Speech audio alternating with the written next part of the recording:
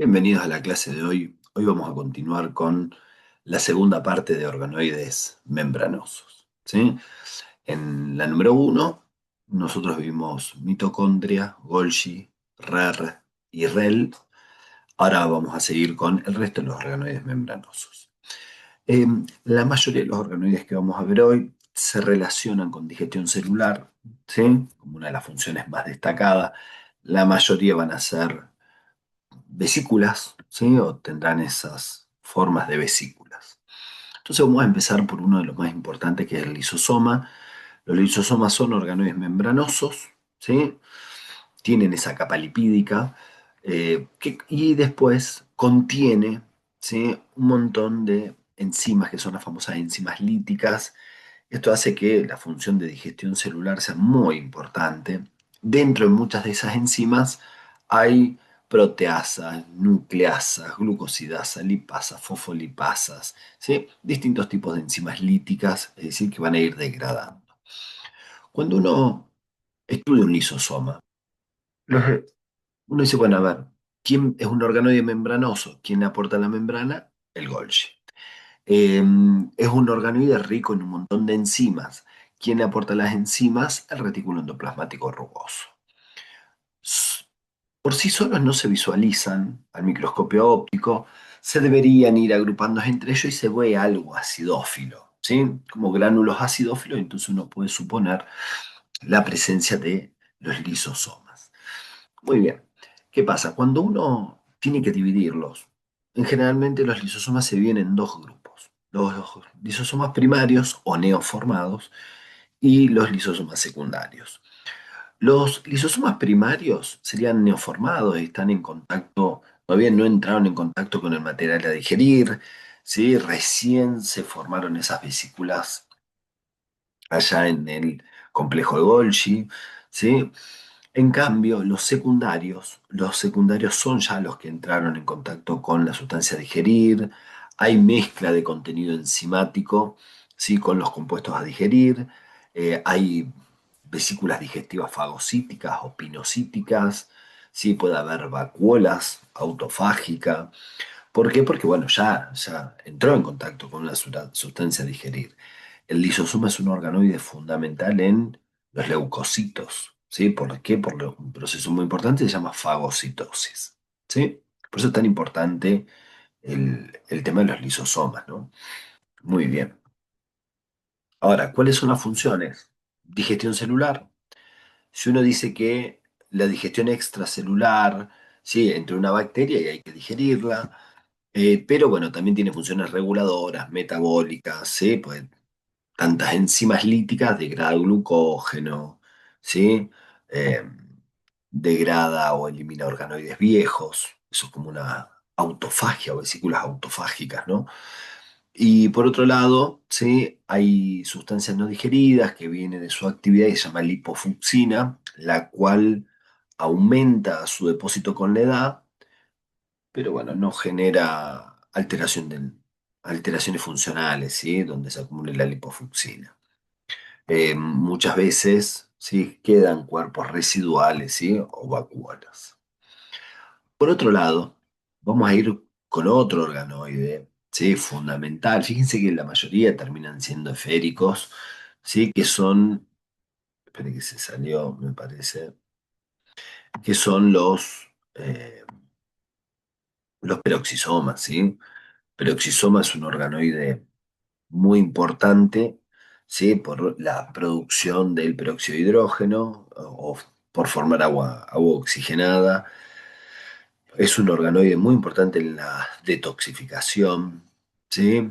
Y son organoides membranosos, esféricos, que no se visualizan al microscopio óptico, contienen enzimas oxidativas, ¿sí? Catalasa, peroxidasa. Esto tiene mucho que ver con el metabolismo de purinas, de aminoácidos, lípidos.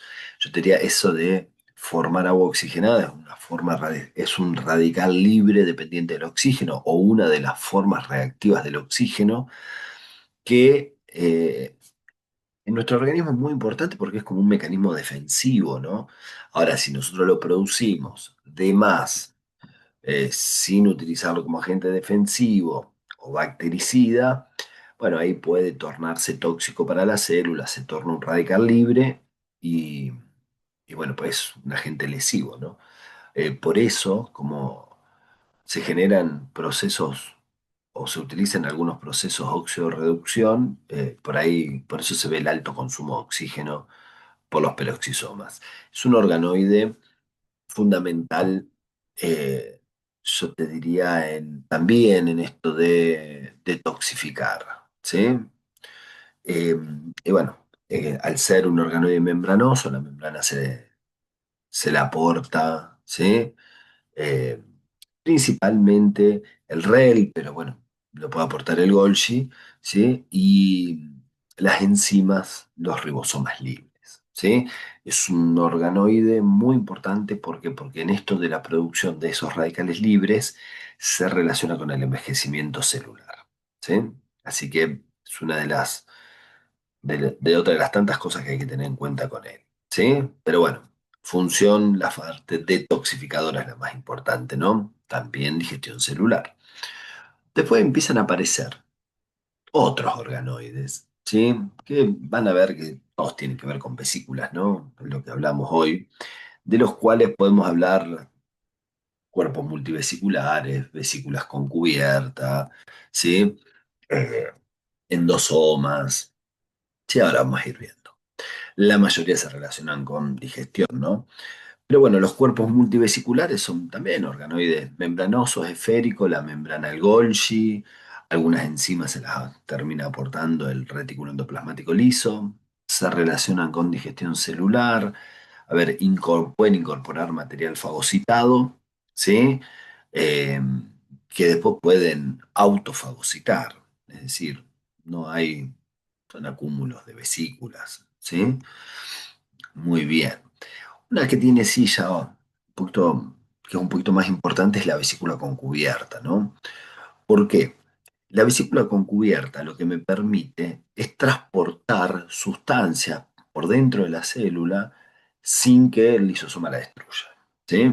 Estos son órganos membranosos con un alto contenido proteico, ¿sí? La clatrina, eso es lo que lo protege de que el lisosoma después no pueda agarrar ese contenido endocitado y me va a permitir transportarlo. Por eso me favorece o permite el tráfico intracelular, ¿sí? Hay una endocitosis selectiva, ¿no? Entonces, ¿qué hago? Lo protejo, ¿sí? Una vez que uno lo protege con los cuerpos multivesiculares, ¿sí?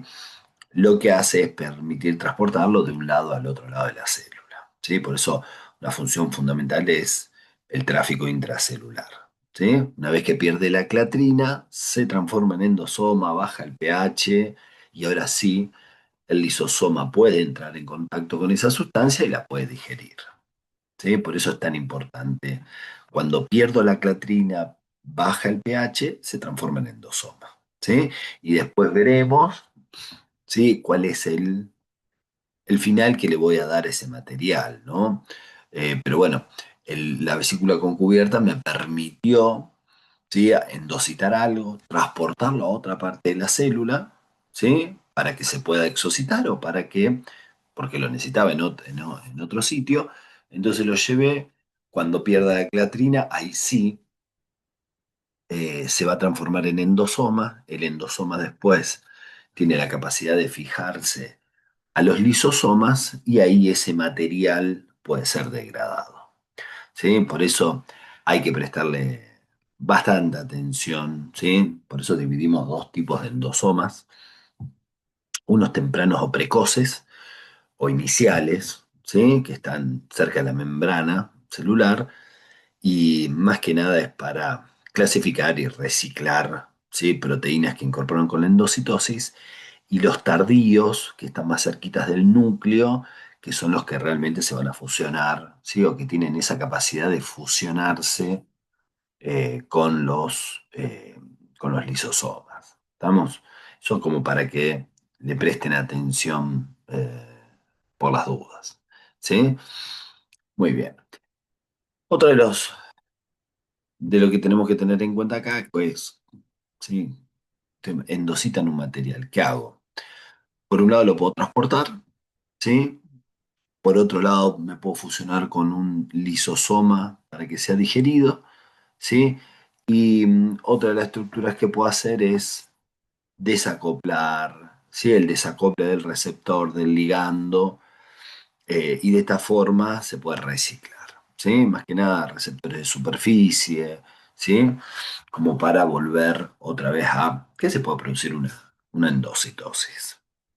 Muy bien, acá nosotros terminamos con lo que es la clase de organoides membranosos, ¿sí? Y recuerden que en la próxima, ¿sí? Vamos a ver los organoides no membranosos, ¿sí? Así que bueno, nos estamos viendo en la próxima. Hasta luego, nos vemos. Chau, chau.